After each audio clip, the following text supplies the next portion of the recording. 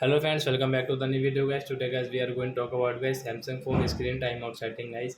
In this video guys I will show you guys how can you increase your screen timeout.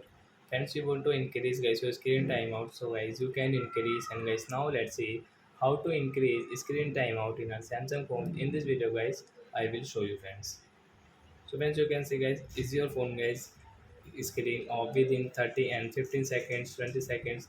But friends, you want to increase guys your screen timeout, so guys you can increase it. And guys now let's see how to increase screen timeout in our Samsung phone. First of all, open your phone setting and guys display setting, tap here and guys click on guys screen timeout setting. So as you can see your screen timeout setting is 30 seconds, but guys you want to increase into guys 2 minutes. So as you can increase from here.